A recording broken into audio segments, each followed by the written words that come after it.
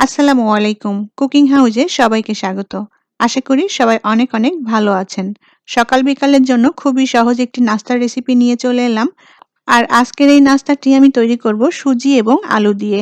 ঘরে থাকা কিছু অল্প উপকরণ দিয়ে সকাল বিকালের জন্য এভাবে ঝটপট করে এই নাস্তাটি তৈরি করে নেওয়া যায়। আর এটা খেতেও দারুণ মজার। আশা করছি আপনাদের ভালো লাগবে। প্রথমেই আমি সুজির একটা ব্যাটার তৈরি করব আর তার জন্য এখানে ১ কাপ পরিমাণ সুজি নিয়ে নেব। যে যতটুকু তৈরি করতে চান সেই পরিমাণ মতো করে সুজি নিয়ে নিতে হবে। এবার এই সুজির মধ্যে দিয়ে দিব 1/2 কাপ পরিমাণ ময়দা।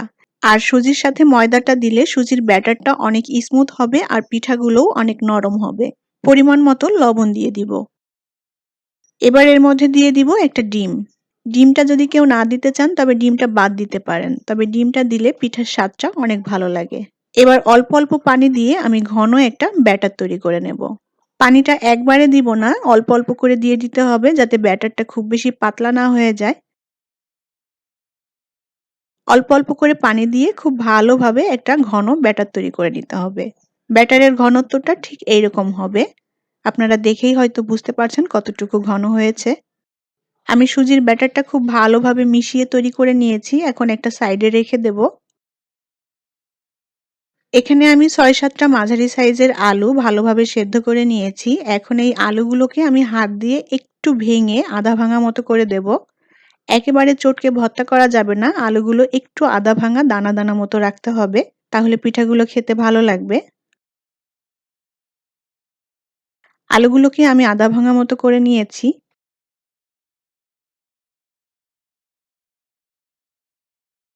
কড়াইতে আমি ১ টেবিল চামচ পরিমাণ তেল দিয়ে দেব। এবার এই তেলের মধ্যে দিয়ে দিব পেঁয়াজ কুচি, রসুন কুচি আর কাঁচামরিচ কুচি। আর এই সমস্ত কিছুই পরিমাণ মতো করে নিতে হবে। এবার এই পেঁয়াজ, রসুন আর কাঁচামরিচটা হালকা লাল করে ভেজে নেব।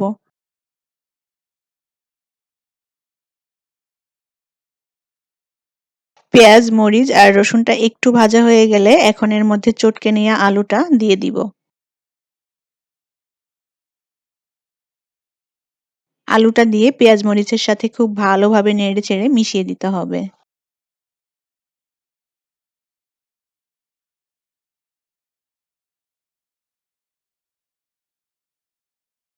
এবার এর মধ্যে দিয়ে দিব পরিমাণ মতো লবণ।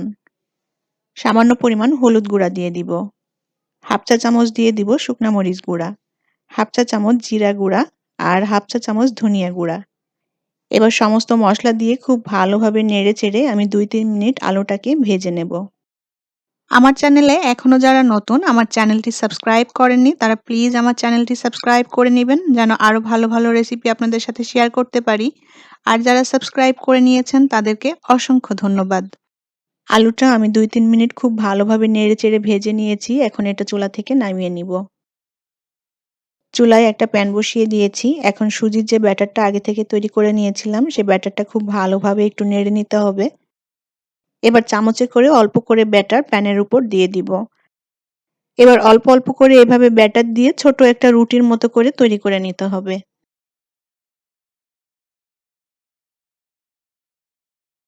সুজির রুটিটা সেঁকা হয়ে গিয়েছে। এখন যে আলুর পুরটা আমি তৈরি করে নিয়েছিলাম সেখান থেকে অল্প পরিমাণ করে আলু এভাবে রুটির উপরে দিয়ে দিতে হবে। আর এই পিঠাটা তৈরি করার সময় চুলার আঁচটা অবশ্যই অল্প রাখতে হবে, তা না হলে পিঠাটা পুড়ে যাবে। তাই অল্প আঁচে পিঠাগুলো বানিয়ে নিতে হবে। পরিমাণ মতো আলুর পুরটা দিয়ে দিয়েছি। এখন এর উপর দিয়ে আরো একটু সুজির ব্যাটার দিয়ে দেব, যাতে করে পিঠাটা উল্টানোর সময় আলুটা নিচেই পড়ে না যায়। আলুর উপর দিয়ে সুজির ব্যাটারটা দিয়ে এখন পিঠাটাকে উল্টে দিতে হবে।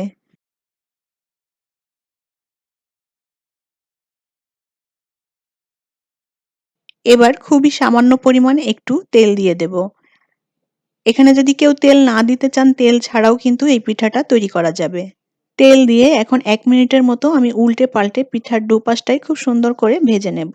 আর চুলার আঁচটা কিন্তু অবশ্যই অল্প রাখতে হবে, তা না হলে কিন্তু পিঠাগুলো পুড়ে যাবে। খুবই সহজ একটি পিঠার রেসিপি আর এই পিঠাটা তৈরি করতে তেমন কোনো উপকরণের প্রয়োজনই হয় না। ঘরে থাকা মাত্র কয়েকটা উপকরণ দিয়ে এই পিঠাটা তৈরি করে নেওয়া যায়। আর এটা সকাল বা বিকালের নাস্তাতে খেতে খুবই ভালো লাগবে। আমি পিঠার দুপাশটাই উল্টে পাল্টে খুব সুন্দর করে ভেজে নিয়েছি। এখন এটা তুলে নেব। আর বাকি পিঠাগুলোও একইভাবে তৈরি করে নেব। তৈরি হয়ে গেল সুজি আর আলু দিয়ে সকাল বিকালের জন্য দারুণ মজার এই সুজির পিঠাটি। আর এই পিঠাটি গরম গরম খেতে খুবই ভালো লাগবে। আর এটা ছোট থেকে বড় সবাই ভীষণ পছন্দ করবে। আপনারাও ঝটপট করে ঘরে থাকা অল্প উপকরণ দিয়ে এই পিঠাটা তৈরি করে নিতে পারেন। আশা করছি আমার আজকের এই সুজির পিঠাটি আপনাদের ভালো লেগেছে। আর আমার রেসিপিগুলো যদি আপনাদের ভালো লেগে থাকে তাহলে অবশ্যই চ্যানেলটি সাবস্ক্রাইব করে আমার সাথেই থাকবেন। অনেক অনেক ভালো থাকবেন সবাই। সবার সুস্থ ও নিরাপদ জীবন কামনা করি। আল্লাহ হাফেজ।